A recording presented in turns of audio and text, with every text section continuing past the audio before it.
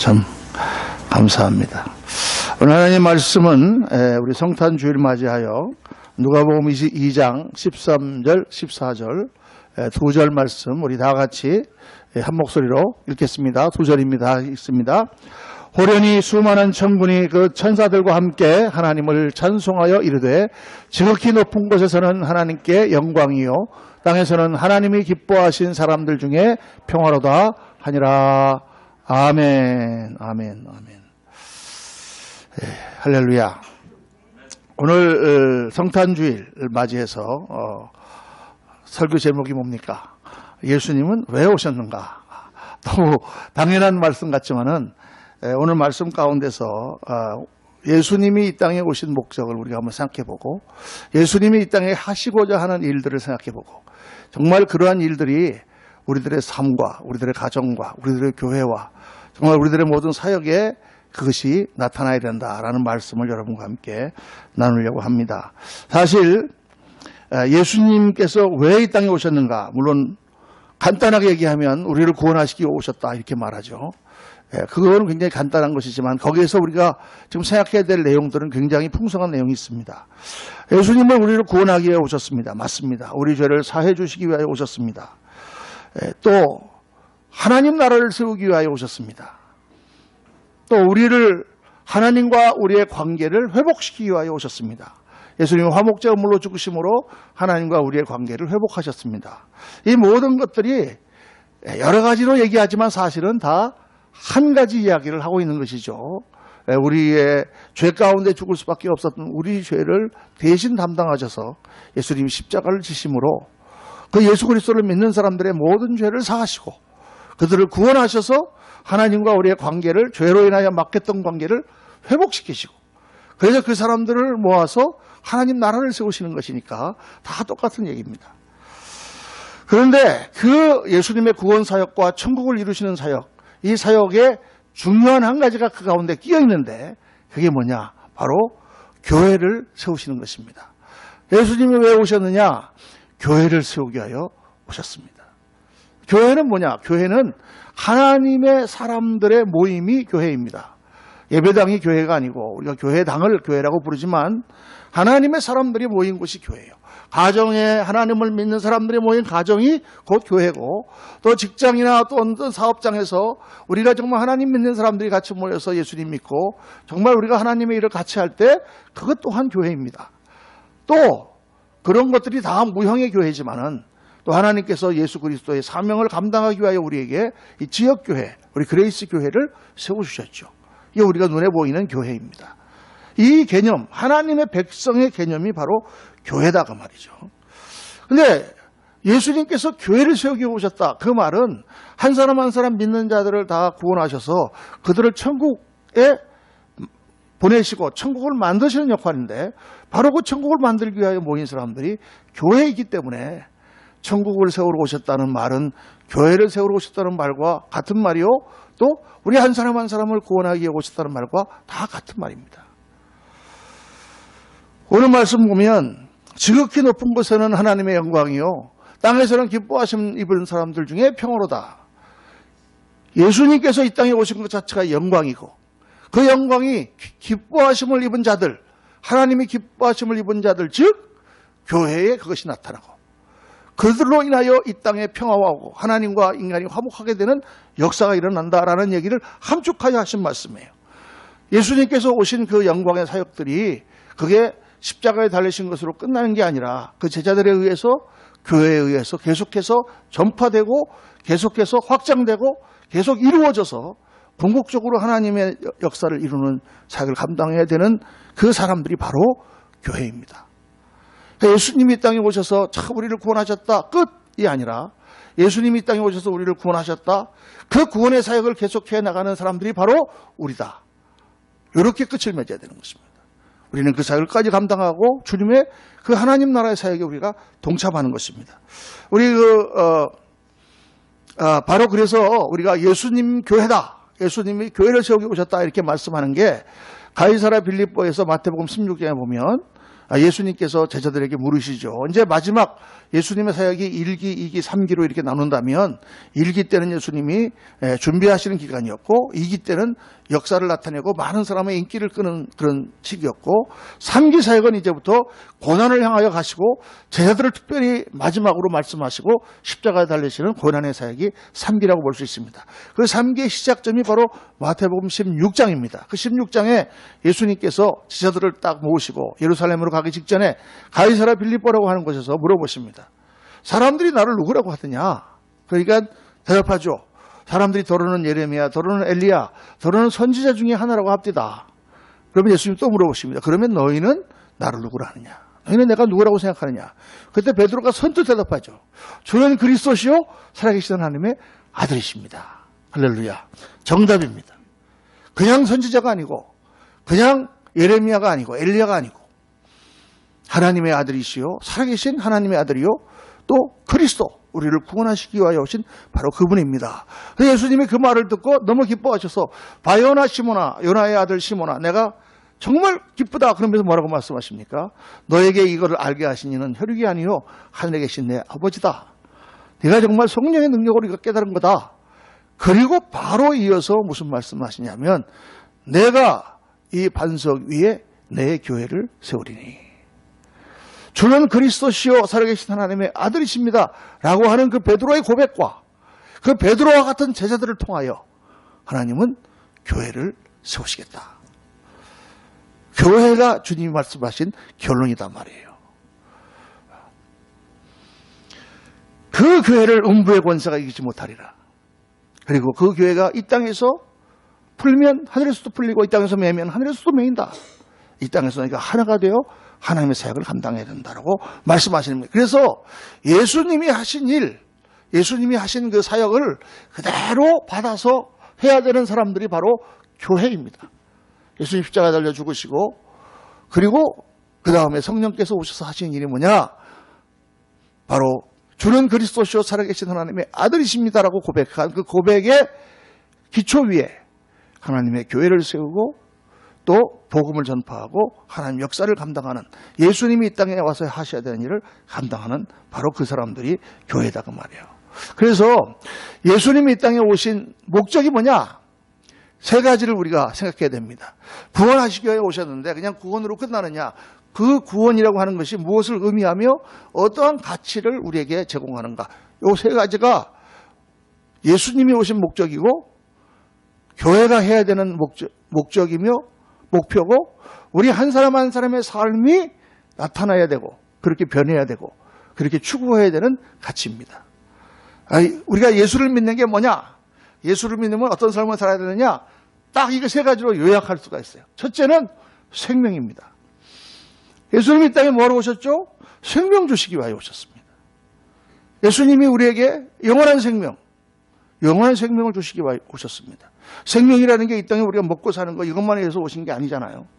오늘날의 어떤 목사님들은 그냥 사람들이 가난한 사람 가서 도와주고 불쌍한 사람들 가서 끌어안아주고 그러는 게 전부 다다라고 생각해요. 물론 필요합니다. 이 땅의 생명을 우리가 보존하고 또 그들을 잘 도와주는 게 필요하지만 그것으로 끝난다면 성경은 아무것도 아니죠. 그것으로 끝나는 게 아니라 영원한 생명이 있는 거예요. 요한복음 3장 16절 말씀에 하나님이 세상을 이처럼 사랑하사 독생자를 주셨으니 이는 누구든지 저를 믿는 자마다 멸망치 않고 영생을 얻게 하려 하십니다. 영원한 생명입니다. 그러니까 이 땅에서 우리가 하나님 앞에 정말 능력받고 건강하고 힘있게 그렇게 살지만 그게 끝나는 게 아니고 영원한 생명 그걸 주시기 위해 예수께서 십자가에 달려 돌아가셨죠. 믿습니까?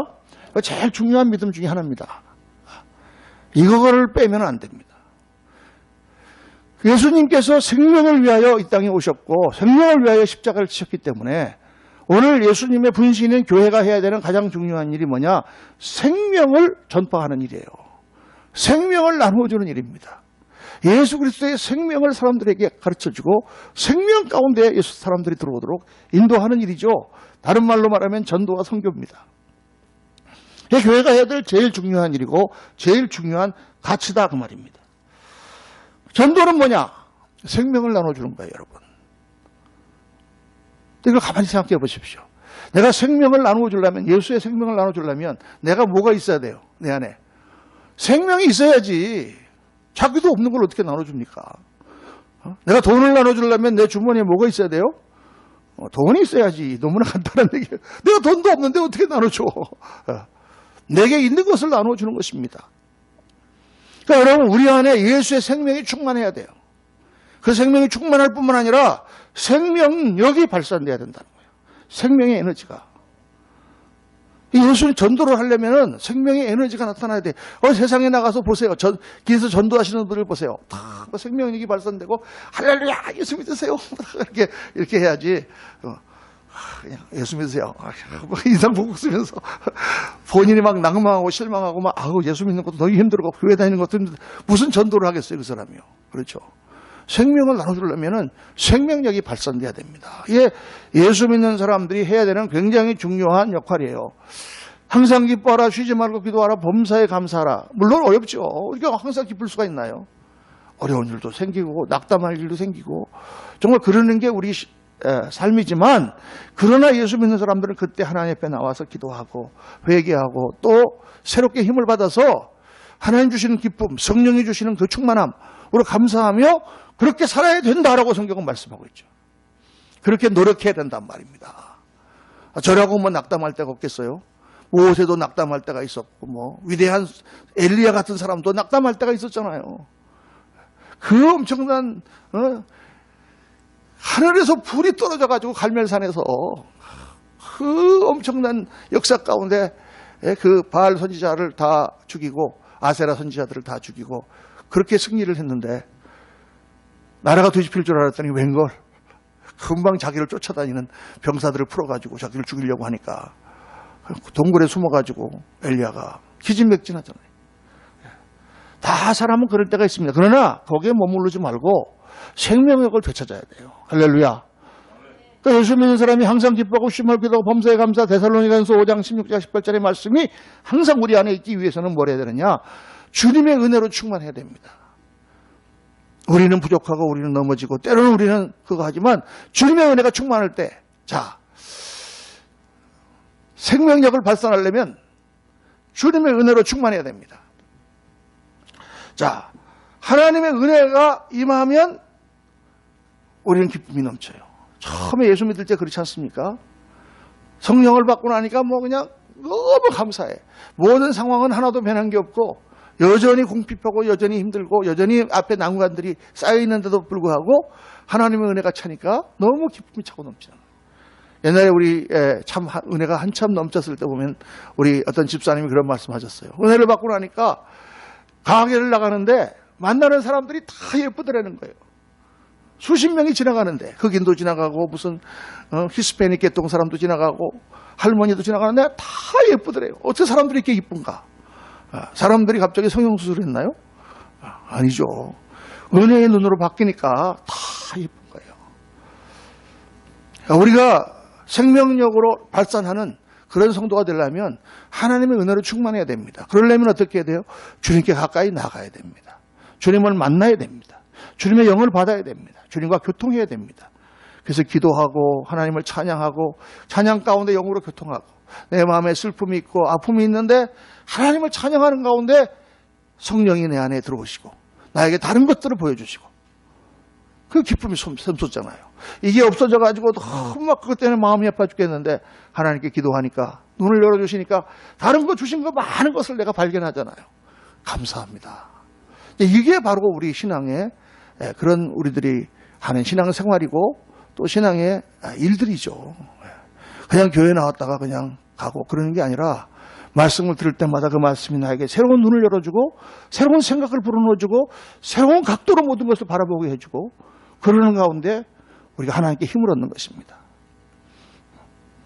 은혜로 충만해야 돼요. 예수 믿는 사람들은 성경을 보세요. 믿음의 사람들을 보세요. 믿음으로 충만해야 됩니다. 아브라함 보세요. 아브라함은 하나님 꿈을 주셨습니다. 밤하늘에 별을 보여주셨습니다. 아들도 하나 없고 정말 그 막막한 광야에서 양떼를 치면서 그렇게 사는 아브라함에게 하나님께서 너는 눈을 들어 동서남북을 바라보라. 내가 발로 밟는 땅을 다 내게 주리라. 꿈을 주셨어요. 아브라함 무슨 땅이 있었어요? 자기 마누라 사라가 죽어서 겨우 막벨라 동굴 그거 하나 사가지고 허베 밭하고 그게 아브라함이 가진 땅이었지만 하나님은 아브라함에게 꿈을 주셨어요. 밤하늘의 별을 보여주셨어요. 아들도 지금 하나 없는데 별들을 셀 수 있나 보라. 셀 수 없습니다. 내가 이 별보다 더 많은 자손을 내게 주리라. 아브라함은 꿈의 사람이에요. 여러분. 그 꿈을 믿으니 하나님 그것을 그의 의로 여기셨다고 창세기 17장은 기록합니다. 여러분, 꿈이 있는 사람은 생명력을 발산합니다. 할렐루야. 꿈을 잃어버리고 그냥 대충 그런 사람은 생명력이 발산되지 않아요. 아무리 상황이 어렵고 아무리 생각할 때 안 될 것 같지만 꿈이 있는 사람은 에너지가 발산되잖아요. 그 꿈이 열망으로 바뀐 사람이 누굽니까? 야곱입니다. 야곱은 열정의 사람이죠. 장자권이라는 축복, 하나님의 대를 이어가는 축복을 바라보고 목숨을 걸고 뛰어드는 열정의 사람 야곱. 어떤 상황에도 믿음을 잃지 않는 사람이 요셉이죠. 요셉. 하나님께서 자기에게 꿈을 주시고 정말 자기를 귀하게 쓰시겠다고 하셨는데 실상 형들에게 배반당하여 노예로 팔려가고 또 노예 가운데서 열심히 일했는데 그 주인 마님의 그것 때문에 감옥에 들어가고 그 절망적인 상황에 빠졌지만 요셉은 믿음을 잃지 않습니다. 믿음 있고 꿈이 있고 열정 있는 사람은 생명력을 발산하는 것입니다. 할렐루야. 예수를 믿으면서 그냥 막연하게 내가 교회에 나오고 그냥 그러는 게 아니라 오늘도 살아계신 하나님을 바라보고 그 하나님이 나를 사랑하시고 나를 사용하기 원하시고 나의 모든 삶 가운데 역사하시기를 원하시니까 그 하나님을 바라보며 꿈을 키우고 그 가운데 믿음을 가지고 순종하며 하나님께 나아갈 때, 열정을 가지고 나아갈 때 그 사람의 삶에는 생명의 에너지가 발산되고 생명이 정말 레디에이션 막 나오는 거예요. 예수 믿는 삶의 모습이 그래야 될 줄로 믿습니다. 둘째로 예수님이 이 땅에 와서 주시기 원하셨던 게 뭡니까? 사랑이에요. 사랑. 하나님의 사랑. 이 사랑이라고 하는 것은요, 하나님이 이 우주를 창조하신 목적이에요. 여러분. 하나님이 우주를 창조하신 것은 왜 창조하셨느냐? 사랑하기 위하여 창조하셨어요. 우주를 창조하시고 보시기에 좋았더라. 너무 좋았어. 인간을 하시고 나서는 보시기에 심히 좋았더라. 너무너무 좋았단 말이에요. 그 사람을 사랑하시려고 하나님이 지으셨어요. 그래서 모든 생물체는 다 사랑을 먹고 삽니다. 인간만 사랑을 먹고 사는 게 아니라 강아지도 그렇고요. 동식물도 그렇고요. 일본 벌레까지도 다 그 안에는 사랑이 있어요. 다 암수가 있어요. 그 안에는요. 그래서 사랑이 있으면 행복하고 사랑 없으면 불행해요. 뭐 이 세상에 다 무너져도 사랑만 있으면 요즘엔 사람들이 뭐라고 말합니까? 사랑이 뭐 먹여주냐? 밥 먹여주냐? 이런 비낭만적인 얘기들을 짓거리지만 그러나 정말 사랑이 없어 봐요. 그 사람은 너무나 메마르고 황폐하고 아무리 이 세상에 돈이 많고 뭐가 많아도 불행할 수밖에 없습니다. 그러나 사랑이 있으면 다 이기잖아요. 그렇죠? 그러니까 하나님이 사랑을 지으셨기 때문에 예수님이 오신 것은 뭐예요? 잃어버린 사랑을 회복하시기 위해 오신 거죠. 이기주의적인 사랑, 자기만 사랑하는 사랑, 하나님을 사랑하지 않는 사랑. 그래서 다 피폐해지고 서로 죽이고 싸우고 엉망이 되어버린 세상에 예수님이 오셔서 십자가의 희생의 사랑을 나타내심으로 말미암아 사랑을 회복하신 거죠. 그러니까 우리들의 삶의 두 번째 가치는 뭐냐? 사랑입니다. 교회는 어떤 교회가 되어야 되느냐? 사랑이 넘치는 교회가 되어야 돼요. 예수 믿는 사람은 어떤 사람이 되어야 되느냐? 사랑이 넘치는 사람이 되어야 돼요. 이게 쉽습니까? 그런데 예수님 말씀하신 겁니까? 원수를 사랑하라. 원수를 어떻게 사랑해? 오른밤 맞으면 왼밤 돌려. 어떻게? 불가능한 말씀하셨어요. 예수님이. 그러나 그렇게 하라는 거예요. 그렇게 하나님이 말씀하시는 지고한 사랑으로 하나님 나라를 이루어라. 어떻게 그렇게 할 수 있느냐? 첫 번째가 하나님의 사랑을 받아야 됩니다. 하나님의 사랑을 받아야 돼요. 여러분, 사랑을 많이 받은 사람은 남을 사랑해 주기가 쉬워요. 그러나 어렸을 때부터 사랑을 못 받고 자란 사람은 제가 보니까, 목회하면서 보니까 정말 사랑할 줄을 몰라. 마음은 그렇지 않은데. 그 가정에 어려울 때, 참 어렸을 때 고생을 많이 하고 자라신 분들이 정말 가정이 힘들더라고. 그 사람하고 상담을 해보면 그 마음은 너무 착한 사람인데 사랑을 받아보지를 못했기 때문에 사랑할 줄도 모르는 거예요. 그런 분들이 하나님을 만나서 하나님의 사랑을, 그리스도의 사랑을 충만히 받고 나면 확 변하죠. 가정이 사랑으로 충만해집니다. 하나님의 사랑을 받아야 돼요. 그래서 여러분, 하나님과 깊이 교제해야 됩니다. 하나님을 그냥 믿음의 대상으로만 생각하지 말고 그분을 사랑의 대상으로 만나셔야 됩니다. 아침에도 만나고 낮에도 만나고 저녁에도 만나고 밥 먹을 때도 기도할 때 하나님을 만나고 자기 전에 하나님을 묵상하고 나를 사랑하시는 하나님을 생각해야 됩니다. 그냥 교회만 다니는 게 신앙생활이 아니에요. 매일매일의 삶 속에서, 매일매일의 생각 속에서, 매일매일 나의 의식 속에서 하나님이 살아계시고 그분이 나를 사랑하시는 손길을 느낀다면 우리 마음이 얼마나 편안해질까요? 하나님과 깊이 교제하면 우리에게 어떤 변화가 생기냐면 우리의 시각이 바뀌어요. 두 번째는 하나님의 시각을 가져야 되는 거예요. 어떻게 사람을 사랑하느냐? 하나님의 눈으로 봐야 됩니다. 인간적으로 눈으로 보면은 너무 못마땅한 사람, 보기 싫은 사람, 말도 안 되는 사람이 많아요. 근데 하나님의 눈으로 보면 이해가 됩니다. 높은 하나님의 눈으로 보면 별거 아닙니다, 여러분. 성격이 좀 다른 거 하나님의 눈으로 보면 다 이해할 수 있습니다. 우리 인간적인 눈으로 보면 자꾸 부딪히고 그것 때문에 짜증나고 그렇지만 하나님의 눈을 봐야 돼요. 그래서 하나님의 눈을 가져야 돼요, 여러분. 예수 믿는 사람은 하나님의 눈으로 볼 줄 알아야 됩니다. 항상 그렇게 볼 수 없겠지만은 기도하는 가운데, 말씀 가운데 우리의 퍼스펙티브, 눈을 높여야 됩니다. 넓혀야 됩니다. 이 하나님의 눈으로 보니까 다 불쌍해. 그래서 불쌍히 여겨야 됩니다. 한번 따라 합시다. 불쌍히 여기자. 인생 불쌍한 거예요. 아무리 잘난 척하고 뭐 지가 돈이 많고 뻐개도요. 들어가 보면 그 인생이 얼마나 불쌍한지 몰라요.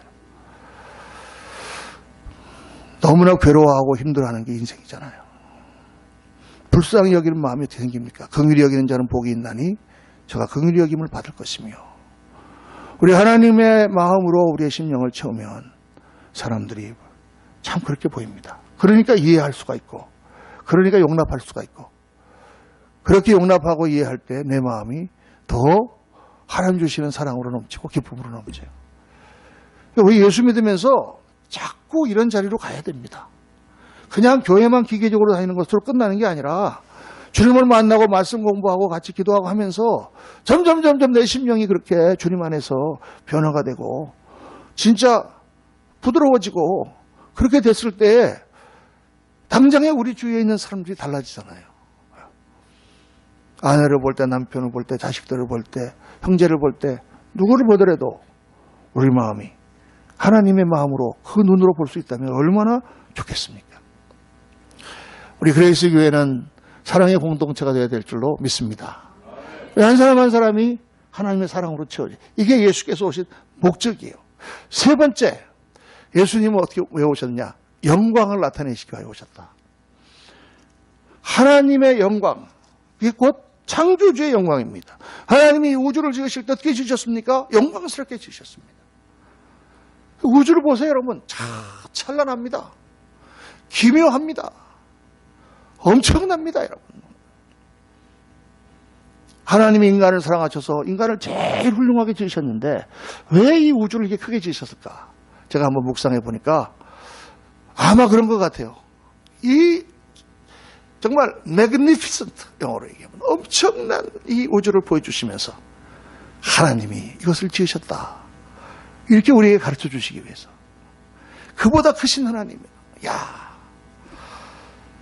우주를 자꾸 보면 하나님이 보입니다. 정말 크신 하나님. 그게 하나님의 영광이잖아요. 그 영광을 하나님은 예수님을 통하여 나타내시기 원하시고, 그리고 그 예수님의 분신인 교회, 우리를 통하여 나타내시기를 원하세요. 예수님께서 이 땅에 오셔서 하신 일이 뭐냐? 기적을 행하신 거예요. 하나님의 능력을 보이시는 거예요. 병들어 있는 사람에게 하나님은 살아계시다. 그를 낫게 하심으로 하나님의 영광을 나타내시는 거예요. 바디메오가 날 때부터 장님입니다. 근데 예수님이 지나가시는데 바디메오가 있으니까 사람들이 물어봅니다.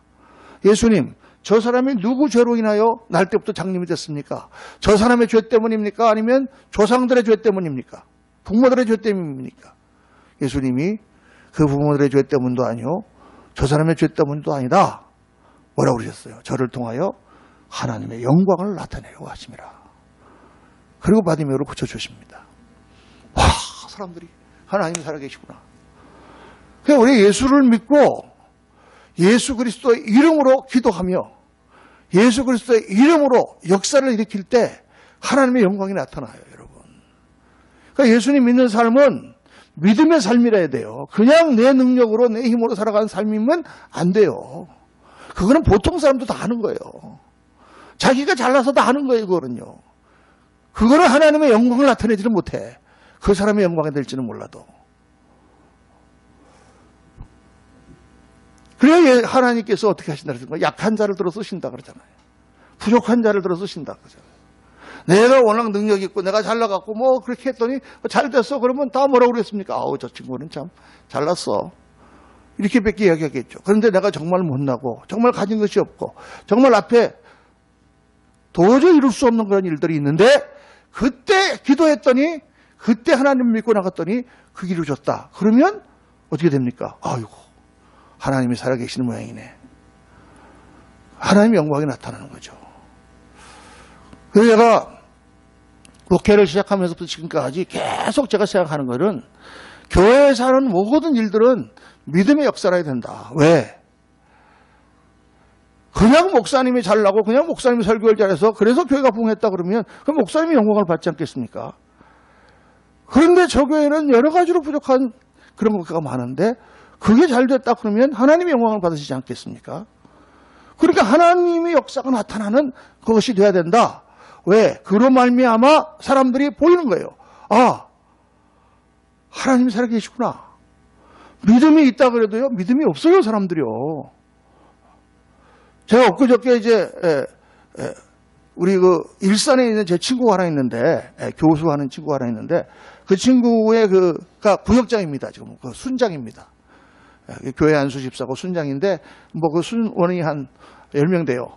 이제 그거 하는데 거기 제가 한 몇 년 전부터 초청받았고 한국에 올 때 같이 가면은 다 불러갖고 말씀도 전하고 같이 교제하던 사람들인데 이번에 1박 2일로 어디를 간다 그래서 제가 그걸 초청을 했어요. 와서 말씀도 좀 전해주고 그랬으면 좋겠다. 그래서 이제 또 말씀 전해달라는데 가야 하잖아요. 그래서 가가지고 같이 교제하고 또 뭐 온천도 하고 좋았어요. 참 그래서 좋은 교제를 가졌는데 첫날 다 끝나고 이제 저녁에 들어가서 자려고 그러는데 어떤 그 집사님 한 분이 지갑을 잃어버린 거예요. 지갑을. 지갑이 없었대요. 아무 시간도 지갑이 없대요. 뭐 숙소를 다 뒤지고 짐을 다 뒤지고 했는데 없어요. 그러니까 어디다 떨어뜨렸냐? 이 밤중에 갈 수도 없고. 아까 그 식당에 떨어뜨렸냐? 아까 그 호텔 로비에 떨어뜨렸냐? 아까 그 뭐 편의점을 갔는데 편의점에서 떨어뜨렸냐? 뭐 이렇게 막 하는데 뭐 어떻게 해요? 옆에서 또 그냥 부인이 가만히 있겠어요? 저 사람은 밤낮 이렇게 잊어버려요. 그리고 또 이렇게 바가지를 긁고 약간 자고 아침에 일어나가지고 이제 새벽이 끝나고 좀 그때 제가 전화를 걸었는데 아무 데도 없대요. 다 가서 찾아봤어요. 그쪽에를. 없어. 이제 잊어버렸구나. 뭐 그 돈은 얼마 안 들었는데 뭐 그 안에 뭐 카드하고 뭐 주민등록증하고 뭐 이런 거 있고 그래서 뭐 괜찮아지겠지. 그래서 아침 식사를 하러 갔는데 콩비지를 먹으러 갔습니다.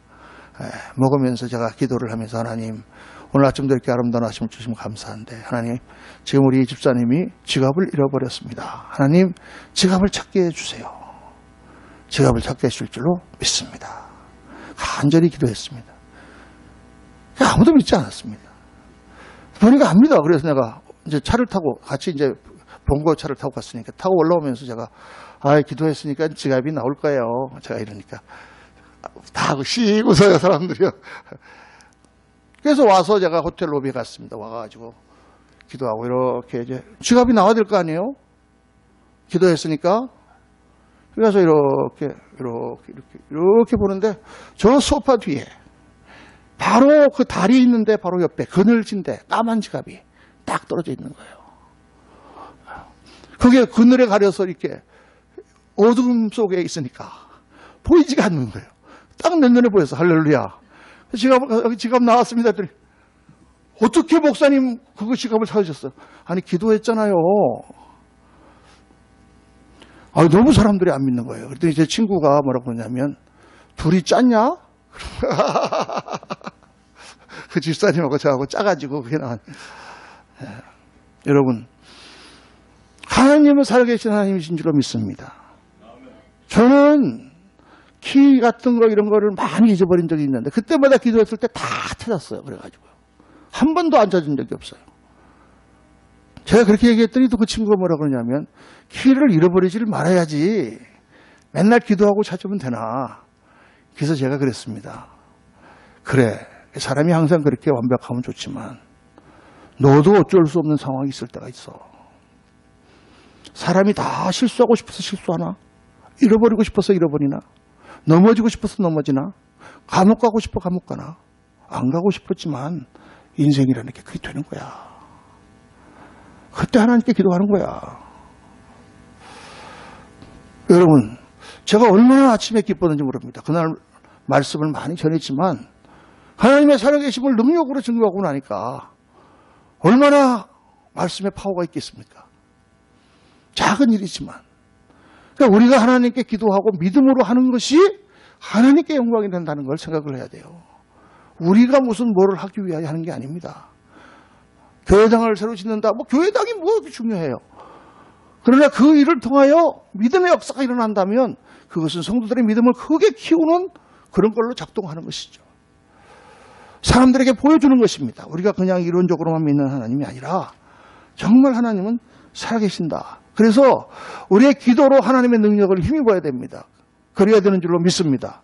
우리 그레이스 교회가 앞으로 계속 사역을 해나가는 가운데 이 믿음의 역사가 일어나야 돼요. 우리 눈으로 볼 때는 이게 아니고 이게 힘들 것 같고 불가능할 것 같지만 우리가 같이 마음을 합하여 기도하고 나갈 때 그 역사가 일어나는 것을 보여줘야 된단 말이에요.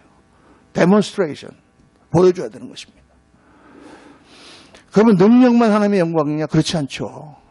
거룩한 삶이 하나님의 영광입니다. 성령으로 거룩한 삶을 살아야 됩니다. 정죄함이 나타나야 됩니다. 예수 믿는 사람은 당당해야 됩니다.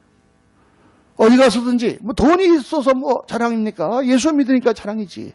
가난하면 어떻고 못 배우면 어떻습니까? 내가 하나님의 아들이요. 그 존귀함과 자존감을 잃어버리면 안 되죠. 다니엘서를 보면 다니엘과 세 친구들이 나오죠. 그들은 패망한 국가의 소년들입니다. 정말 시골 동네 살던 촌 사람들입니다. 근데 어마어마한 바빌론 제국에 거기에 끌려갔는데 거기서 어떻게 뽑혀가지고 왕궁에서 일을 하게 됐어요. 그런데 그 사람들이 왕궁에서 일을 하는 정도가 아니라 황제를 옆에서 모시는 시종이 됐습니다. 얼마나 무시무시한 그런 곳입니까? 그런데 거기서 다 우상에게 절하라고 하는데 이들은 안 했어요. 안 했습니다. 끌려왔습니다. 그 어린 소년들이. 느부갓네살 왕이 야 지금이라도 니네 우상에게 절 한 번만 해라. 내가 너네들을 벌하고 싶지 않은데 뭐라고 그럽니까? 왕이시여 그런 말이라면 얘기할 필요도 없습니다. 왕이 우리를 설사 불에 던진다고 해도 하나님 우리를 살리실 것이요. 그리 아니하실지라도 우리는 하나님의 백성들입니다. 여러분 얼마나 당당합니까? 야 멋있죠 여러분. 예수 믿는 사람들이 오늘 세상을 그렇게 산다고 하면 세상 사람들이 겁낼 거예요. 그리 아니하실지라도 그런 것이 하나님의 영광을 나타내는 것입니다.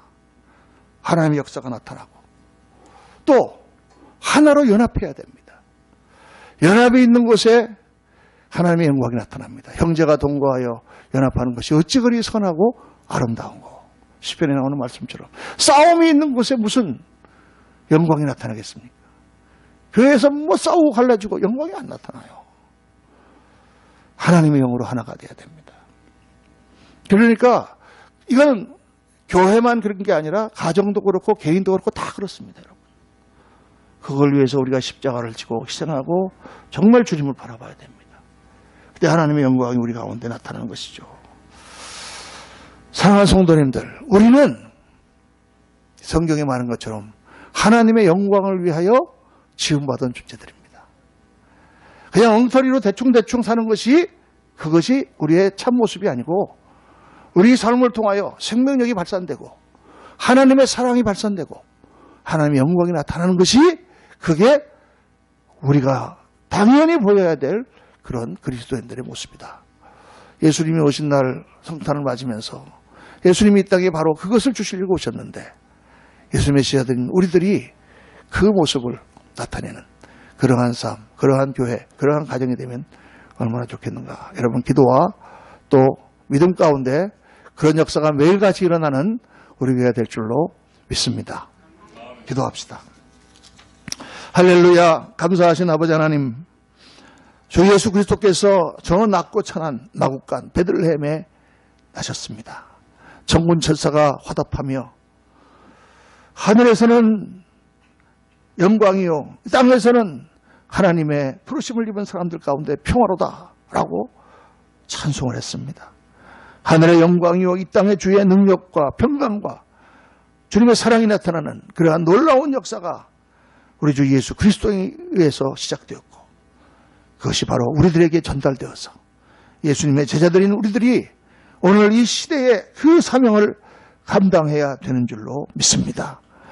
우리의 삶에, 우리의 가정에, 우리의 교회에 먼저 하나님의 생명과 사랑과 영광의 역사들이 나타나게 하시고 그래서 우리가 정말 예수 그리스도의 사람들로서 마지막 때에 하나님의 쓰임을 받고 주의 영광을 나타내는 귀한 성도들이 되도록 종들이 되도록 역사하여 주옵소서. 우리 구주 예수 그리스도 이름으로 축복하며 기도하옵나이다. 아멘. 아멘.